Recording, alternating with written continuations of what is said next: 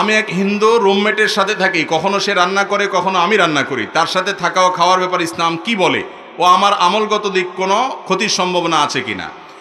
আমাদের দেশে অমুসলিমদের ব্যাপারে ধারণা বেশিরভাগ মানুষের পরিষ্কার না। ভালো করে শুনে রাখেন, যে ব্যক্তি আল্লাহর একত্ববাদকে স্বীকার করে না, শিরকে লিপ্ত, তাকে আপনি অন্তরের গভীরে জায়গা দিবেন না, যেহেতু সে আপনার রবের অস্তিত্বকে স্বীকার করে না।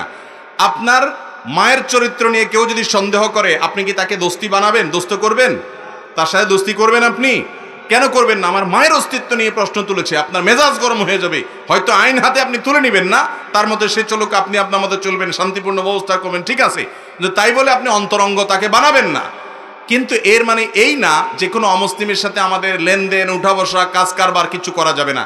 নবী করিম সাল্লাল্লাহু আলাইহি সাল্লামের অমুসলিম সেবক ছিল, কাজের লোক ছিল, তাকে তিনি নিয়োগ দিয়েছেন। আজকাল কোনো ইমাম সাহেব যদি কোনো হিন্দু, কোনো ইহুদি, কোনো খ্রিস্টান, কোনো অমুসলমানকে কাজের লোক নিয়োগ দেয়, তার চাকরি থাকবে?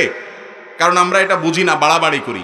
মনে রাখবেন, লা ইয়ানহাকুমুল্লাহু আনিল্লাযিনা লাম ইউকাতিলুকুম ফিদ্দীন, যে সমস্ত অমুসলিম অন্য ধর্মের মানুষরা তোমাদের উপরে যুদ্ধ চাপায় দেয় নাই, গন্ডগোল চাপায় দেয় নাই, ওয়ালাম ইউখরিজুকুম মিন দিয়ারিকুম, তোমাদের বাসাবাড়ি থেকে বের করে দেয় নাই, তাদের ব্যাপারে আল্লাহ তাআলা নিষেধ করেন না আনতাবাররুহুম ওয়া তুকসিতু ইলাইহিম, তাদের সাথে সদাচরণ করতে। বিধায় অন্য ধর্মাবলম্বী কেউ অসুস্থ হলে তাকে দেখতে যাবেন, তার খোঁজ খবর নেবেন, তার উপকার করতে পারেন, তাকে সাধারণ দান করতে পারেন, এবং তাকে কাজের লোক হিসাবে রাখতে পারেন, তার অধীনে কাজ করতে পারেন, তাকে টাকা ধার দিতে পারেন, তার কাছ থেকে টাকা ধার নিতে পারেন, তার সাথে থাকতে পারেন, কোনো অসুবিধা।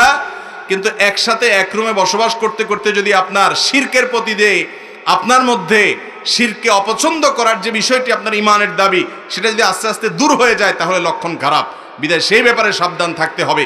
এমনিতে উঠা বসা, কাজ কারবার করতে অসুবিধা। একসাথে রান্না বাড়া করলে সে যদি হালাল কিছু রাঁধে আপনি খেতে পারেন, বা আপনি যদি হালাল কিছু রান্না করেন সেও খেতে পারে।